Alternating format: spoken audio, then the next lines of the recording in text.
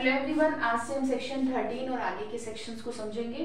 ठीक है, चलिए देखते हैं। Section 13 is talk about special judicial magistrate. अब अगर हम टाइम की बात करें और कौन अपॉइंटमेंट करता है, तो मैंने यहाँ लिखा है सेंट्रल या फिर स्टेट गवर्नमेंट हाई कोर्ट से। ठीक है, यहाँ लिख देती हूँ।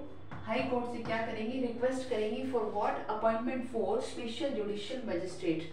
ये हो गया आपका सबसेक्शन 1, जो इम्पोर्टेंट है वही कर रहे हैं। सेक्शन 154, सेक्शन 154 से पहले की जो सीआरपीसी है उसे सिर्फ याद करना पड़ेगा, कोई ऑप्शन नहीं है। और 154 से बाद की जो सीआरपीसी है उसे समझना पड़ेगा।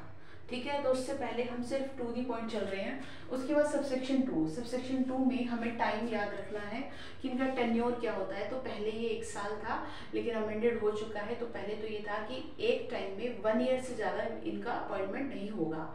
ठीक है, मतलब एट ए टाइम 1 साल से ज़्यादा नहीं होगा, लेकिन अब वो 2 ईयर हो चुका है आफ्टर अपॉइंटमेंट। ये हमको ध्यान रख लेना है। ठीक है, उसके बाद हम आ जाते हैं सबसेक्शन 3। सबसेक्शन 3 में बात करते हैं जुडिशियल मजिस्ट्रेट। पहले तो हम अभी तक हम एमएम पढ़ रहे थे, तो बेरेक में तो एमएम लिखा हुआ है, लेकिन अगर मैं अभी नई सीआरपीसी की बात करूं यानी बीएनएसएस की, तो उसके अकॉर्डिंग हम क्या करेंगे, हम जुडिशियल मजिस्ट्रेट की हम बात करेंगे।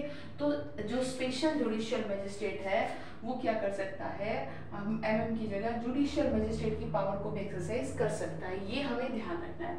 उसके बाद हम आ जाते हैं 14 पे।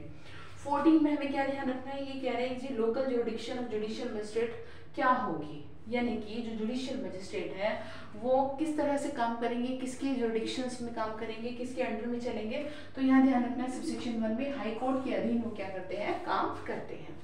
उसके बाद 15 में हमें ध्यान रखना है, 15 बात करता है सबऑर्डिनेशन ऑफ जुडिशियल मजिस्ट्रेट। अब ये किसके सबऑर्डिनेट रहेंगे, जुडिशियल मजिस्ट्रेट। तो मैंने यहाँ लिखा है सबसेक्शन 1 चीफ जुडिशियल मजिस्ट्रेट।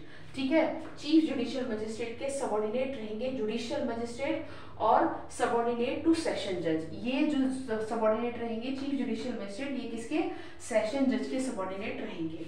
17 में हमें सबसेक्शन 1 ध्यान रखना है सीएमएम, ठीक है, और एसीएमएम का अपॉइंटमेंट किसके थ्रू होता है। तो subsection 1 always remember high court. ठीक है, अब हम यहाँ आ जाते हैं स्पेशल मेट्रोपॉलिटन मजिस्ट्रेट यानी एसएमएम। इसमें हमें क्या ध्यान रखना है, इसमें हमें सबसेक्शन 2 ध्यान रखना है। ठीक है, अब ये जो है ये 13 का ही कॉपी पेस्ट है, सिर्फ इसमें एक बात लिखी, इसमें एक बात है जो हमें अलग से ध्यान रखनी है।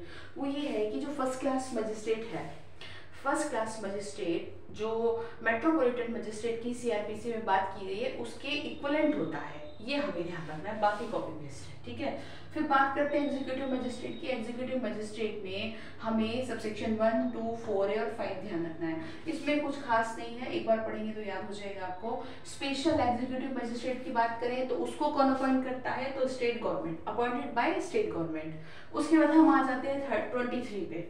23 में यह लिखा है सबऑर्डिनेशन ऑफ एग्जीक्यूटिव मजिस्ट्रेट, यानी किसके अंडर में, कौन, सब, ये जो आपको लिखा है मैंने, एग्जीक्यूटिव मजिस्ट्रेट किसके अंडर में काम करेंगे, डीएम के अंडर में काम करेंगे। तो ये हमें टू द पॉइंट याद रख लेना है। ठीक है, बाकी हम आगे देख लेते हैं।